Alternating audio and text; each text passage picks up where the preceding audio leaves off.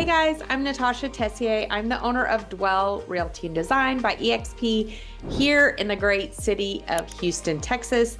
I was born and raised here, went to high school here.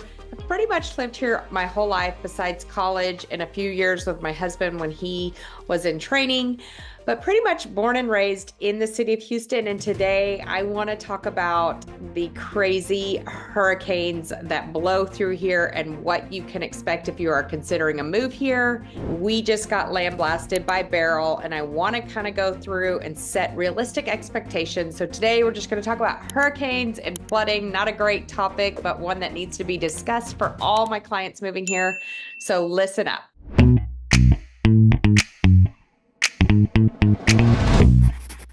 Hey guys, thanks for tuning in. Okay, so it's been about a week since Hurricane Beryl plowed through Texas, and it was kind of crazy. Let me tell you, I have lived through Hurricane Alicia in the 80s, obviously through Harvey, lots of hurricanes. It's part of just living in Texas, but Hurricane Beryl was a little bit different in that it came through really, really fast. So everybody thought it was going to hit down further on the coast, and then it took a turn and it came straight for Houston. It's crazy. My son was showing me the eye of the storm went right through our neighborhood. We live off Honea, Egypt, and the center of that storm went right through here. So we got kind of the dirty side of the storm. So the storms spin counterclockwise when a hurricane comes through, and there's a dirty side of the storm, which is what we got. And it was actually very eye-opening to me, even though I've lived here forever, for how things were handled by different power companies. We're going to go through all that and what to expect. But hurricanes are part of it. I would say that most of the time we are not impacted this far out.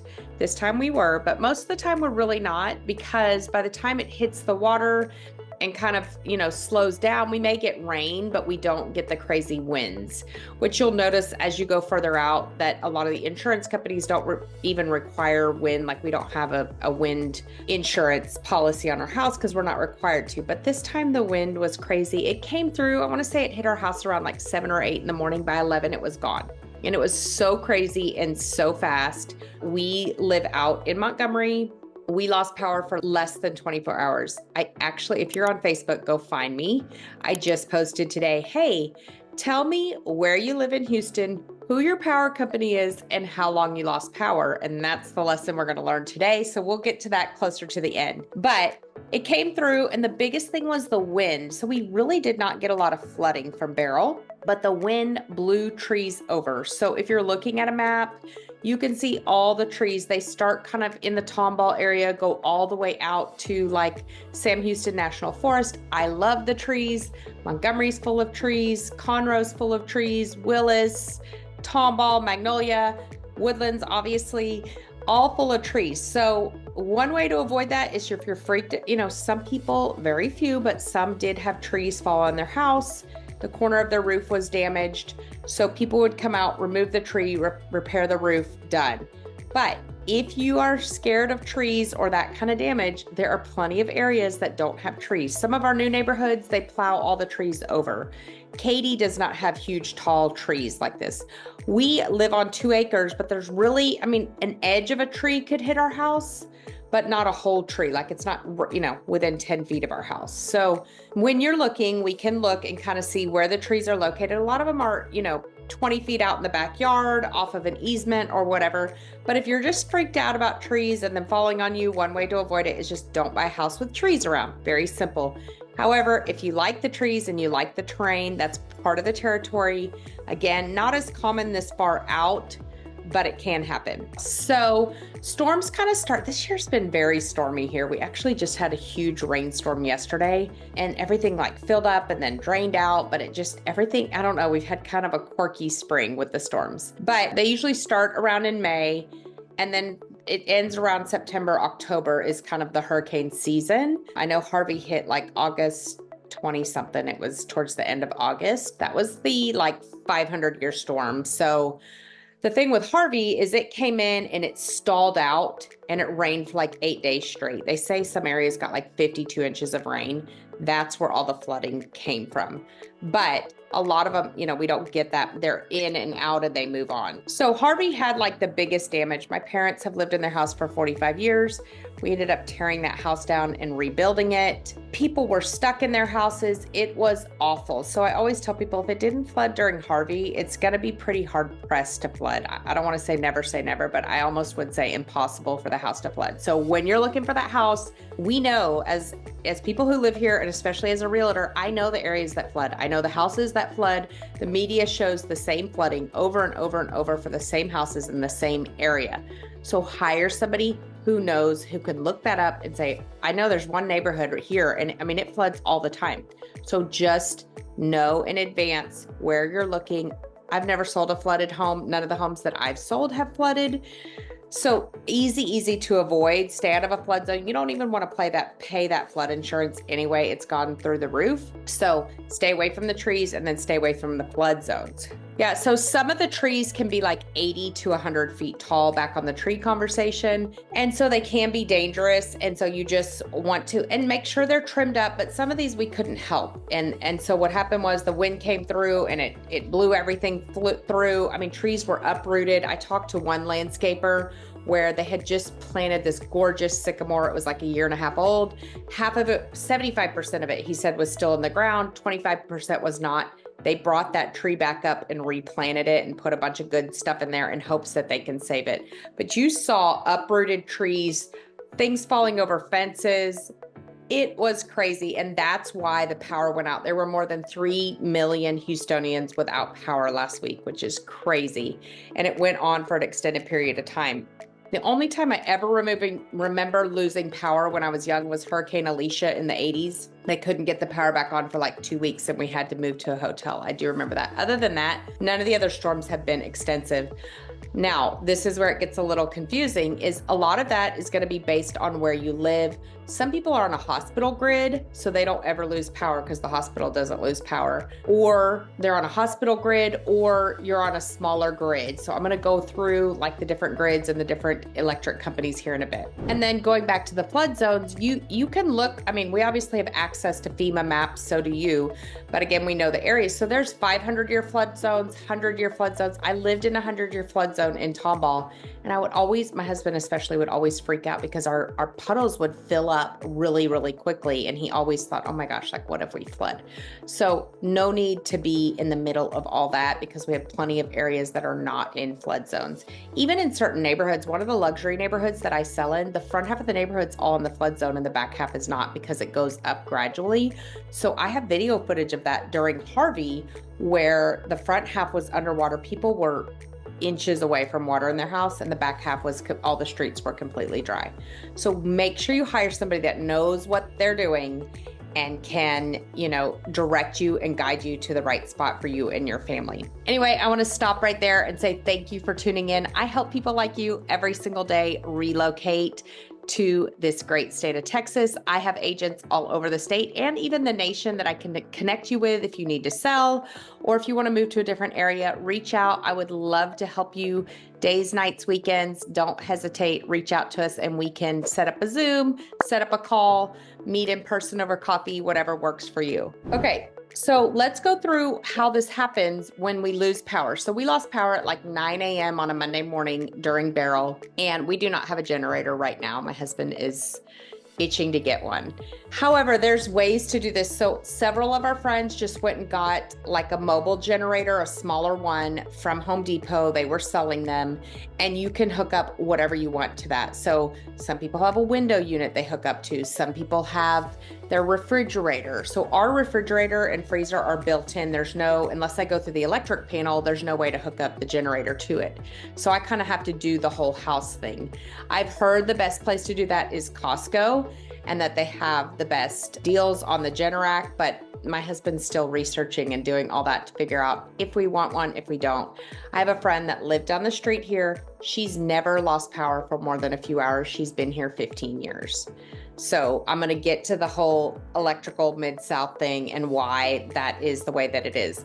But a generator can help. You can get an affordable generator to just do certain parts, or you can get a whole house generator.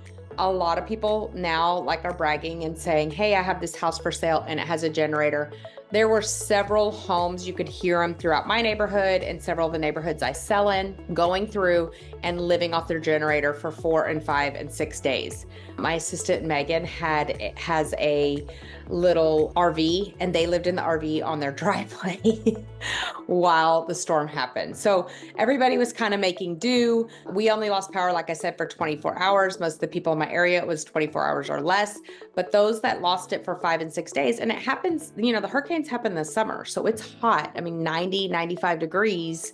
You can only go so long without AC. Everything in your refrigerator starts to die. So to me, the AC and the refrigerator are the two most important things to get on the generator. I have a few rentals that I've invested in, and I know one of my tenants had just a little generator with a window unit hooked up to it and his refrigerator hooked up, and he was totally fine. He just a little 1,000 square foot 2-bedroom. So different ways to work around it, but you can buy a house with a generator, you can put a whole house generator in, you can get a partial generator, or you can pick an area where that's not as common. So let's go through that. So on my Facebook page, you can go in and look. It's just Natasha Tessier, and you can see how many people commented and how long they lost power. So go ahead and friend me there. I'd love to know where you're watching from. But anyway, it's crazy because so I'm on Mid-South and I don't have a choice. So my parents, my brother, my sister, they're all on Centerpoint, and they have a choice in their electricity, meaning there's hundreds of providers, okay?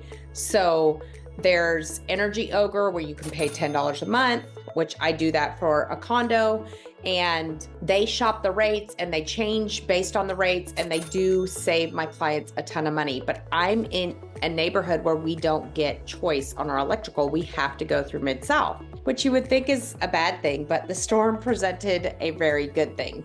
So the storm comes through on a Monday at 7, 8 o'clock. By 11 o'clock, the storm was gone. Like, it was sunny out and beautiful, actually. So my husband and I went for a drive. We had lost power. We went for a drive around the neighborhood and the area. There were already Mid-South trucks out working nonstop. So we didn't even have power gone for 24 hours. Everybody in Wood Forest had power back that night. It wasn't even 12 hours. Okay. Here's what I learned. In Centerpoint, some of them were 7 and 8 and 9 days. The volleyball gym that we work out at was a week. My parents' house was almost a week. Megan was almost a week. Okay. So they have millions of customers on Centerpoint. So every evening, Mid-South would send us an update. They have 39,000 customers, and they would say, okay, we're 56% back on. Almost everybody I know who was on Mid-South within 48 hours had their power back, because it's a very small group of residents who are on Mid-South. It's just a smaller company versus the huge Centerpoint. And there's all sorts of frustration and people who feel like it was mishandled and all this crazy stuff going on. But regardless, that was a plus to being on Mid-South, because everybody had their power back. They sent us a letter and they said, we prepared for the storm 2 weeks in advance. We knew it was coming. We had trucks waiting in parking lots for this storm to hit, and then we went to action. That to me is how everything happens so fast for our area. So you can look at the Mid-South grid. It's mostly Montgomery, like south of the lake, and then up further north. But that is why Mid-South happened so fast, and then some of those other areas did not. So not that you pick your house based on your electric company, but it is something to think about. And if you are going to go on to Centerpoint and all those places, you may want to have a generator for this season, whether it be a whole house or a partial one. It's always a good idea. Something I've never thought about. And like I said, my neighbor's been here 15 years. She's on Mid-South, obviously. She's never lost power. The 24 hours was the longest she's ever lost power. So yeah, and I would say, as an adult, you don't have power, you don't have internet, you can't work. I mean, we couldn't communicate. That part is pretty bad. As a kid, I think we always thought it was kind of cool because, we might take off out of town. We might go to San Antonio for the weekend. I remember doing that during a hurricane, but if you don't have power, you're losing everything in your fridge, you're losing your AC. It's not a super fun time. So you will want to plan, whether that be not to have the trees or to have a generator or to maybe go to a place where there's a smaller grid like Mid-South. Those are all things that you can kind of do to make the transition to Houston easier and be prepared for things like the hurricanes and the flooding. I do want to say that the media I don't want to dismiss the storm. It was a bad storm and the trees, knocked over. But like the flooding that you see online, it's literally the same neighborhoods over and over and over again. I mean, I know one neighborhood, it's already flooded 3 times this year. So it's going to flood because it's in a flood zone and it's low. So all that to say is I don't think it's that big of a deal to have the hurricanes. Yes, it can be frustrating, but if you come prepared and you have an agent that knows what they're doing, it's not a reason not to move here. It's not as bad as everybody thinks. If you lose power for 5 hours, you're going to be okay. But all the things that you can think about, whether that's trees, generator, all those good things. Anyway, I'd love to help you anytime. Please reach out days, nights, weekends. I hope this video is helpful. If there's anything I can help you with or another video you want, let me know. And I hope you have a blessed day.